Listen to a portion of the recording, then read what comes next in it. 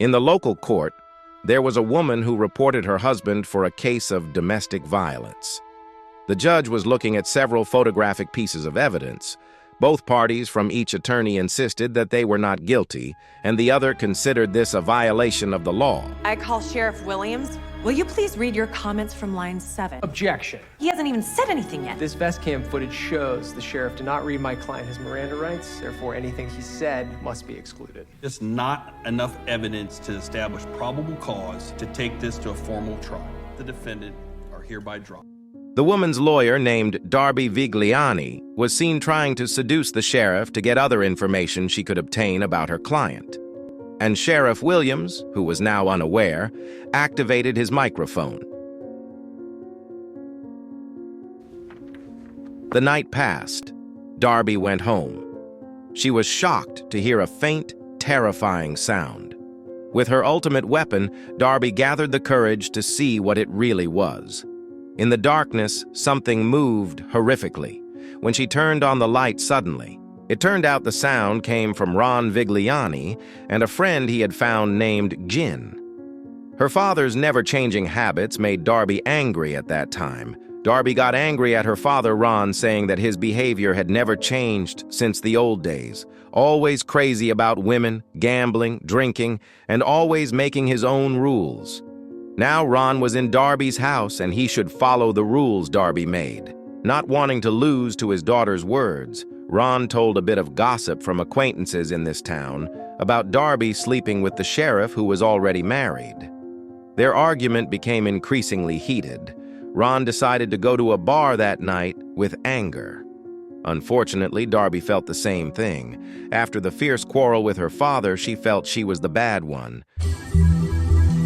What, no best friends discount? Do you know how hard it is to run a bar? Sorry. The bartender was Darby's close friend named Niels. He told her that his bar was not doing well. They both often told each other about the problems they faced. Darby wanted to tell something. Darby told about her father who had leukemia cancer. Darby suggested her father live with her and she would take care of him. He came 1 week before the promised date and made trouble by sleeping with a woman on his first day at the house. She only wanted family. After they vented, Darby invited Niels for a girls' night at her house. Staggering in the middle of the night, Ron was very drunk. Perhaps this sound was not unfamiliar in your home. Not tonight! Who's there? Come on out! What's going on? The next morning, Darby was surprised by her father's completely different attitude and behavior. Usually, Ron woke up at 11 a.m. ever since Darby was in elementary school. Now Ron woke up in the morning and cooked breakfast for Darby. Wow, extraordinary. What was actually going on? Ron told Darby to sit and apologized for the incident the previous night, making himself feel very bad. That was not how a father should treat his daughter. Ron thanked her because she was willing to help Ron with his illness, so Ron would behave like a father should toward his daughter. At her workplace, Darby was opening a website and found Sheriff Williams together with the perpetrator of violence being the main sponsor of the sheriff's re-election. Darby intended to confront Sheriff Williams. She asked the sheriff whether, because that person gave money, he was treated specially and not read his Miranda rights. She then left the room gasping. Guess what this person was thinking? Meanwhile, Ron was seen shaving his beard to date another loose woman. He accidentally cut his neck slightly. Instead of blood, something purplish-black came out of Ron's neck. Ron collapsed unconscious. Meanwhile, Darby, curious where her father had gone, found him lying in such a state which made her panic. The sheriff immediately processed the crime scene with a medic named Darius, who said this incident was strange and a full laboratory examination had to be done. Darius asked Darby whether Ron used drugs. He gave CCL explaining why he was bleeding excessively. But there was one more: a strange tumor growth inside Ron's body. But the question was why his blood was purple. Darius began dissecting Ron's body, sticky black liquid on his body. He found something strange inside Ron's body. He did experiments by recording all audio with a voice recorder and found something interesting. When Darius hit it, he asked the sheriff whether he heard something. There was no sound at all, only silence. Darius showed his recording by playing what he had just recorded. Strange sounds appeared in the recording.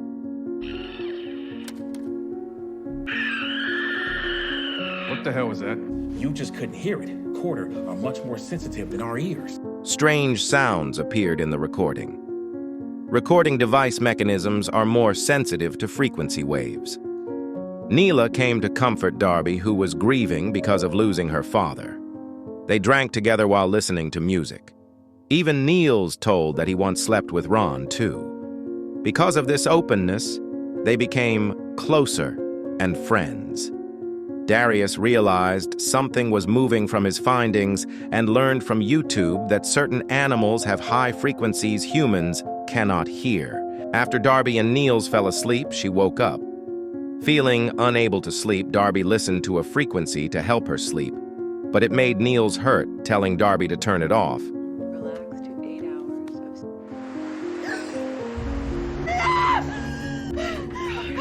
of... She hurried to leave. After that, someone who was working encountered a strange creature in front of him, sucking his soul to death. Darby tried to find out about her father at Gina's house, the woman Ron slept with then and the last woman who met him. She said that Ron died of an unnatural disease. Gina was shocked, but Darby did not get any information, and the lab results showed an object inside Ron's body, a lap present at the time of Ron's death, forming a pattern produced from a frequency. This was still a mystery of Ron's death. Darby went to Niels, who since yesterday had disappeared without news, asking how he was. Darby pointed at her friend's dirty feet. His shoes were dirty because Niels had just cleaned his basement.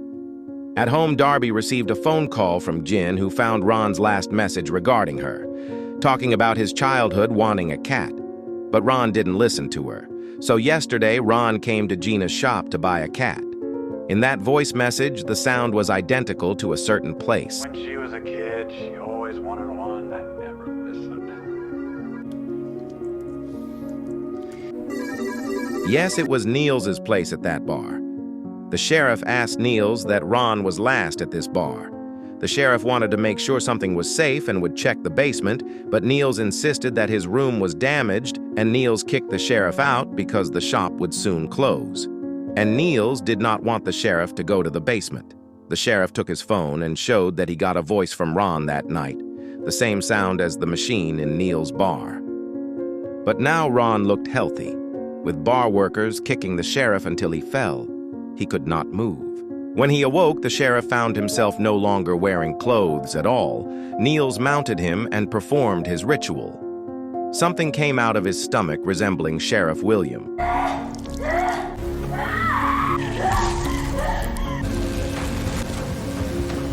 Darby intended to meet Darius, but what she found was Darius's corpse dead with a strange symbol above his body. Curious with her thoughts, Darby decided to go to her friend Niels's basement.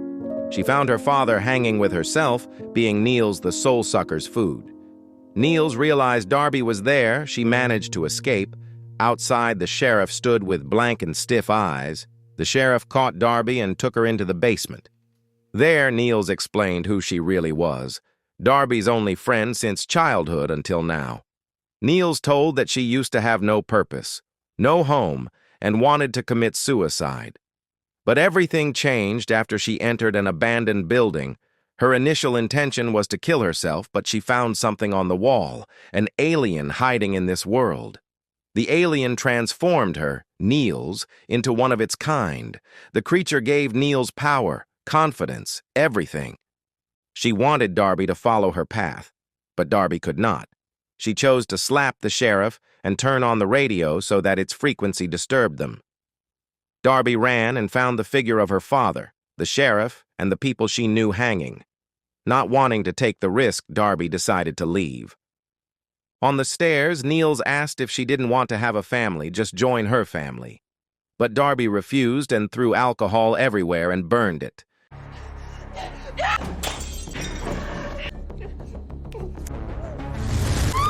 Now the bar burned, ending everything. Someone came to approach Darby. She now looked like she was being used.